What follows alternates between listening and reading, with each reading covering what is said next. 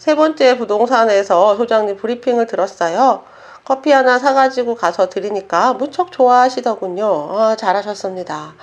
가격 조사하실 때 투자자로 접근하시면 소장님이 투자자에 대해서 브리핑을 해 주십니다. 그러니까 진짜 가격을 아시려면 투자자로 접근하시기보다는 그냥 경매한다고 말하는 게 제일 정확하고요. 도저히 나는 그렇게 말 못하겠다. 너무 도저히 입이 안 떨어진다 라고 하시면 차라리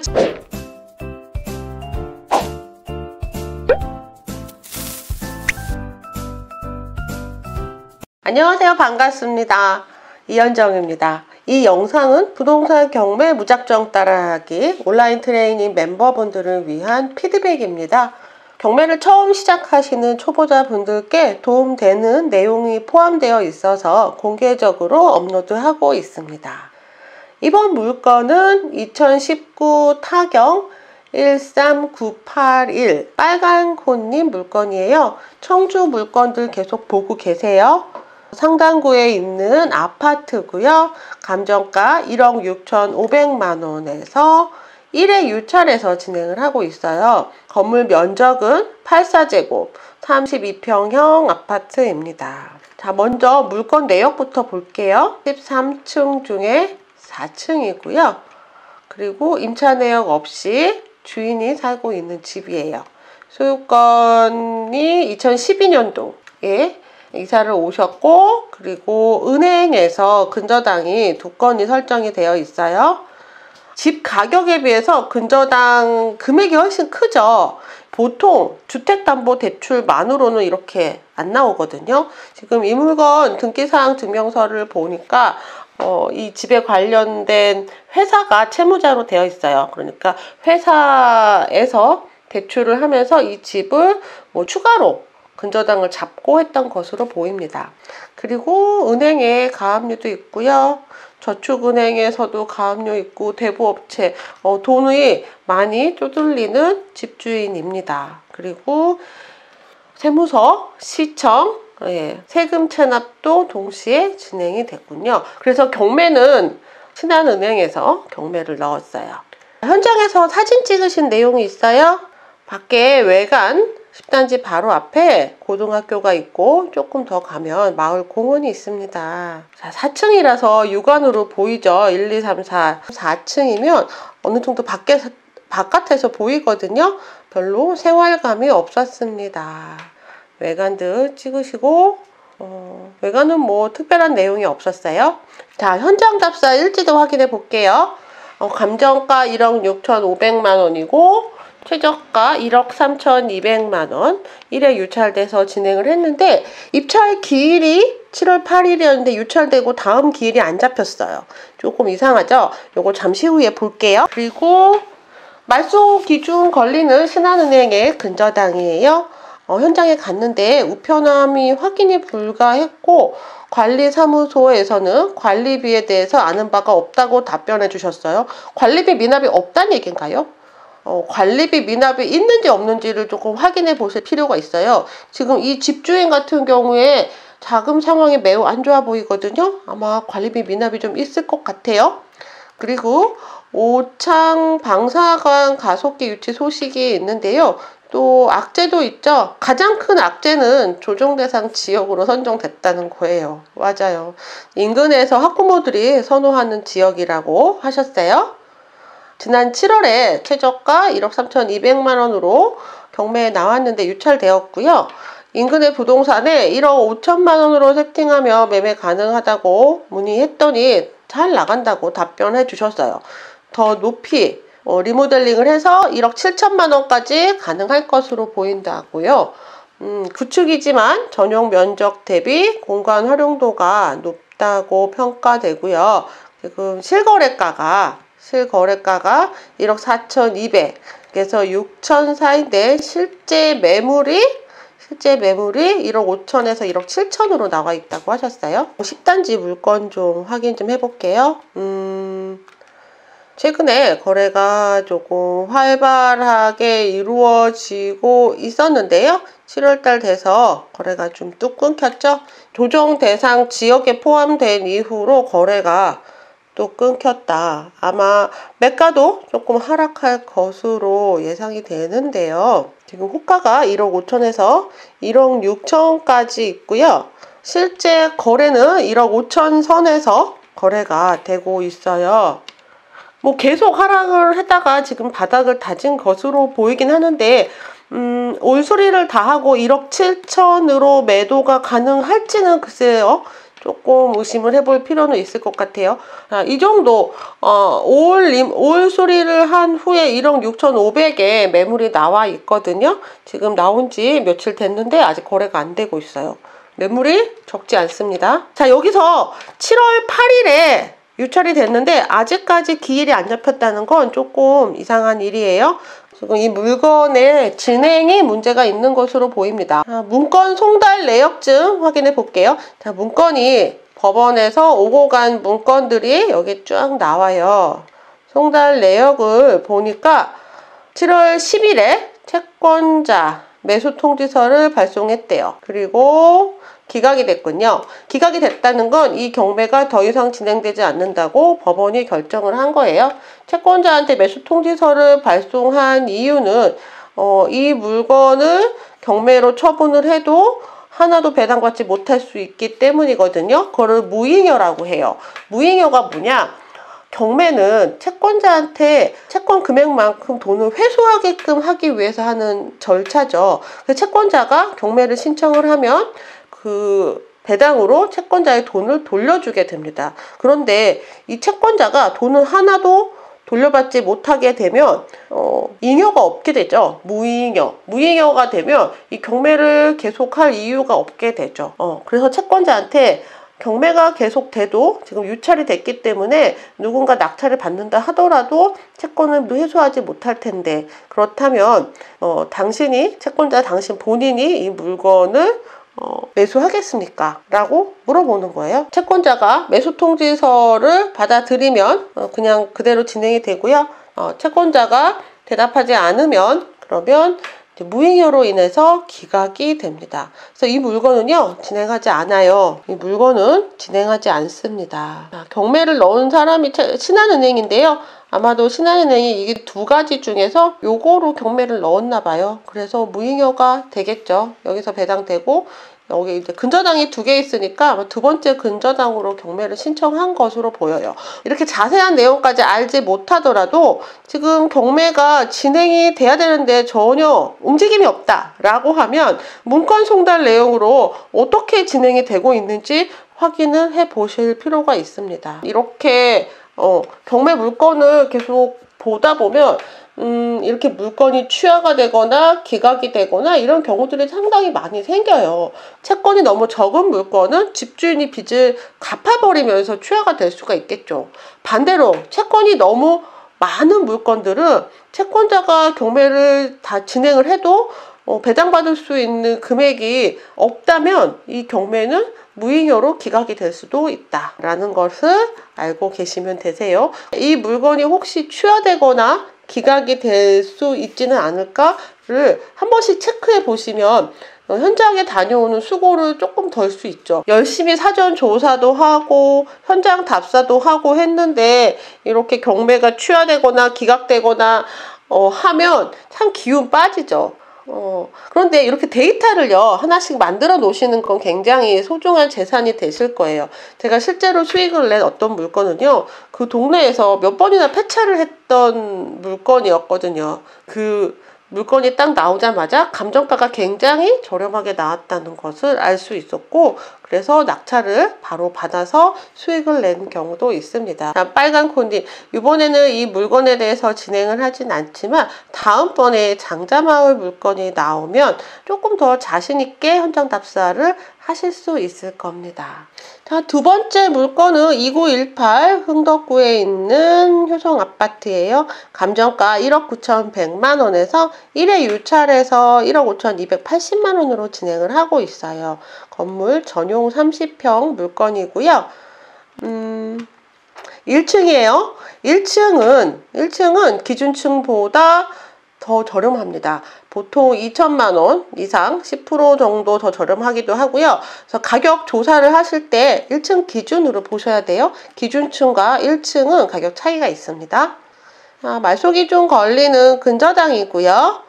근저당 밑으로 지분권이 있네요. 소유권자가 2명이에요. 상속받으셨군요. 근저당은 물건 전체에 근저당이 잡혀져 있고요. 가압류는 지분으로 한 사람 몫에 대해서 대부업체에서 가압류가 잡혀져 있어요. 그런데 경매는 이 물건 전체로 진행하기 때문에 이 물건은 일괄매각입니다. 근저당은 지분에 대한 것이 아니라 물건 전체에 대해서 근저당이 설정이 되어 있습니다. 때문에 이 물건은 일괄매각이에요. 경매를 신청한 채권자가 누구냐에 따라서 달라질 수 있어요. 지분권자가 경매를 신청했으면 이 지분권자에 대해서만 경매가 진행이 되고요. 이렇게 전체 물건에 대한 권리를 가진 근저당권자가 경매를 신청했기 때문에 그래서 이 물건은 일괄매각, 지분 물건이 아닌 일괄매각입니다. 현장에는 못 가보시고 사전 답사를 하셨는데 감정가 1억 9,100만 원에서 1회 유찰이 됐고요. 청주 물건이라서 지역 호재, 악재 비슷합니다. 실거래가가 1억 9,700에서 2억 2천 사이고요. 현 매물가가 2억 2천입니다. 괜찮은 단지로 평가받고 있는데요. 터미널과 가깝다는 것이 특징이에요. 자, 사전조사 내용을 잠깐 해드릴게요. 전용 면적 999.98 125제곱 물건입니다. 실제 마지막 거래가 6월 달에 있었어요. 그리고 올해 거래된 건으로 가장 저렴한 것이 1억 5천짜리도 있었네요. 최근에 거래가 2억 1,500이었고요. 매물 나온 것 좀 볼까요? 2억 1,000, 2억 2천. 올 리모델링 한 상태로 2억 1,000에서 2억 3천까지. 가격이 호가가 매우 높습니다. 너무 저렴하게 거래가 된 것은 제외하고 한 2억 1,000에서 2억 2천 정도가 적정 가격이 맞네요. 조사하신 대로 현 매물가는 2억 1,000에서 2억 2천 정도이고요. 전세도 2억 원으로 나가고 있어요. 지금 입찰할 수 있는 적정 시기이고요. 얘는 1층이기 때문에 한 2천만 원 정도 좀 더 저렴하게 낙찰 받으셔야 되고요. 매도할 때도 그만큼 더 저렴하게 매도를 하셔야 될 거예요. 이제 앞서서 현장 답사 했던 방식으로 얼마에 매도할 수 있을까? 얼마의 전세를 놓을 수 있을까? 그리고 수리 비용은 얼마나 들까? 사이즈가 작지 않잖아요? 수리 비용은 얼마나 들까까지 한번 예측을 해보세요. 수리 비용까지 감안한 입찰가를 한번 선정을 해보세요. 이 물건 같은 경우에는 저렴하게 낙찰을 받아서 전세가에 매도를 하면 충분히 수익이 날 수 있는 물건으로 보여요. 다만 1층이라는 거 염두에 두시고요. 빨간 콘이 현장 답사 일지 잘 해주셨습니다. 자, 조만간 좋은 낙찰을 기대해 봐도 좋을 것 같아요. 수고하셨습니다. 자, 이번 물건은 부산 언니님 물건입니다. 2019 타경 5254 부산 강서구 지사동에 있는 아파트예요. 감정가 1억 2,500만 원에서 2회 유찰해서 진행을 하고 있군요. 지금 최저가 8천만 원입니다. 건물 면적 59제곱 25평형 아파트예요. 태어나서 처음 가보는 임장가 첫 부동산 방문으로 무지 떨렸습니다. 그쵸? 첫 번째 부동산은 통화 중이신데 쳐다보지도 않으셔서 조용히 나오고, 두 번째 부동산은 문이 잠겨있고, 세 번째 부동산에서 소장님 브리핑을 들었어요. 커피 하나 사가지고 가서 드리니까 무척 좋아하시더군요. 잘하셨습니다. 가격 조사하실 때 투자자로 접근하시면 소장님이 투자자에 대해서 브리핑을 해 주십니다. 그러니까 진짜 가격을 아시려면 투자자로 접근하시기보다는 그냥 경매한다고 말하는 게 제일 정확하고요. 도저히 나는 그렇게 말 못하겠다. 너무 도저히 입이 안 떨어진다 라고 하시면 차라리 집을 파는 사람 입장에서 가격을 물어보시는 게 더 정확하게 알 수 있습니다.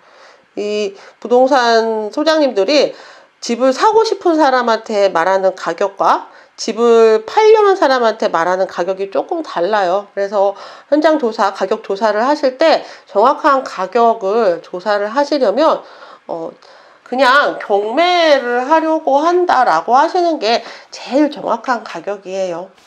자, 물건 한번 보실게요. 2회 유찰이 된 물건이에요. 6층이네요. 자, 이 물건 21층 중에 6층이고요. 그리고 임차 내역 없이 소유자가 살고 있습니다. 근저당이 말소 기준 권리고요. 밑으로 카드 압류들이 조금 있어요. 그리고 경매는 근저당권자가 넣었어요. 뭐 노멀한 권리상으로 문제 없는 그런 물건입니다. 자, 현장답사 일지 한번 볼게요. 감정가 1억 2,500만 원에서 유찰되었고요.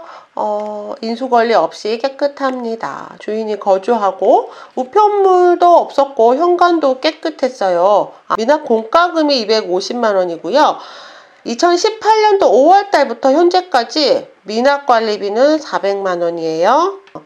그리고 28개월째 미납된 상태고요. 현재 단전된 상태군요. 사정이 어려워 보이네요. 관리사무소에서 단전까지 했는데 이 집에 계속 살고 있다? 보통 분 아니에요. 단전했는데 어떻게 그 집에서 계속 사실까요? 명도가 약간이 아니라 매우 어려운 물건이에요.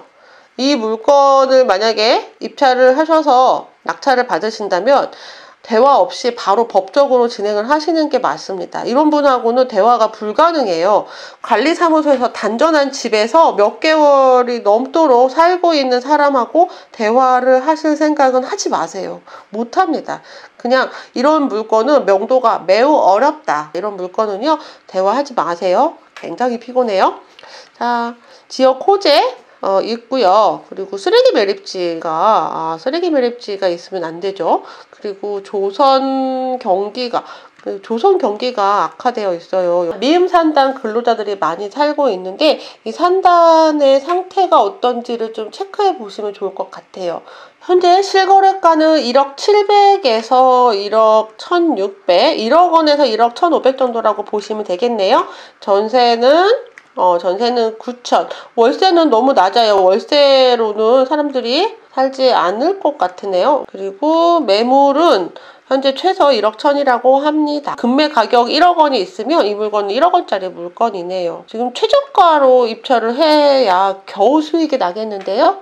부동산에 문의하니 수요는 꾸준히 있는 편이라고 합니다. 인근에 공단 사람들이 많이 거주하고 있고요. 아파트를 수리해서 집기를 추가하면 월세를 더 받을 수 있느냐는 질문에 어차피 풀옵션 원룸이 있어서 여기는 가족 단위로 살기 때문에 집기가 필요 없다고 하십니다. 여기는 월세 수익이 안 나네요. 여기는 월세보다는 전세로 세팅을 하셔야 되겠어요. 근처에 협성, 삼성이 더 선호도가 높다고 해요. 이 물건의 장점은 저렴한 것. 1000만 원 싸게 낙찰 받아도 매도 차익 안 나요. 세금과 비용을 생각을 하면 매도 차익이 1000만 원 갖고는 나지 않습니다. 현재 최저가로 낙찰을 받아야 겨우 수익이 날 거예요. 우리 이번 주에 수익률 계산기 받아보셨죠? 그리고 비용 계산하는 방법 배우셨어요? 임대 수익률은 당연히 안 나고요. 매도 차익을 내려고 하더라도 세금과 명도비, 수리비가 얼마나 되는지 가늠을 하셔야 되는데 1000만 원 저렴하게 낙찰을 받아서는 1억 원에 매도해서 수익이 나기 어려울 것으로 보이고 지금 현재 최저가 8천만 원으로 낙찰을 받으면 한 1000만 원 정도 겨우 날 수 있을 것 같아요. 부산언니님 지금 수익률 계산하는 방법 영상 다시 한번 보시고요. 그리고 비용이 얼마나 들지 한번 계산 한번 해보세요. 1000만 원 싸게 낙찰 받아서는 수익이 안 납니다. 오히려 마이너스 날 수도 있어요. 자, 질문이 있습니다. 낙찰가 옆에 있는 퍼센테이지 기준 금액이 무엇일까요? 요 낙찰가 금액의 옆에 있는 퍼센테이지는 감정가 대비 낙찰가율이에요. 감정가에 대비해서 낙찰가율이 65%다 라는 뜻이죠. 1억 원짜리 감정가였는데 낙찰가는 6,500만 원이면 이렇게 65%라고 써져 있겠죠. 감정가 대비 낙찰가율이다. 배당까지 종료된 물건은 입찰 참여자 수 및 이득 낙찰가를 볼 수가 없는데 이건 언제까지 공개가 되는 것인가요? 매각 결정 및 배당 종결이 된 물건들 중에서 입찰 참여자 수와 이득 금액이 안 보여서요. 요거는 그냥 뭐 언제까지 공개를 한다라는 것은 없고요. 지역마다 나오는 게 약간씩 틀리죠. 유료 사이트에서 공개를 할 때도 있고 어떤 물건은 공개가 안 돼 있을 때도 있거든요. 이등 금액과 낙찰자 수에 대해서는 안 나오는 경우도 굉장히 많아요. 지방 같은 경우에는 종종 생략이 됩니다. 언제까지 공개가 된다? 이런 룰은 딱히 없어요. 네, 딱히 없어요. 부산원희님 현장 답사 잘 다녀오셨습니다. 다음번에 가시면 좀 덜 떨리실 거예요. 자꾸자꾸 하다 보면요, 부동산 사장님하고 막 친하게 지낼 수도 있어요. 종종 가시면서 커피 한 번 더 사다 드리고 가서 이것저것 정보도 얻고 한번 해보시면 좋을 것 같습니다. 부동산 경매 무작정 따라하기 온라인 트레이닝 피드백을 진행하고 있습니다. 다음 물건은 내일 다시 업로드 드릴게요. 안녕.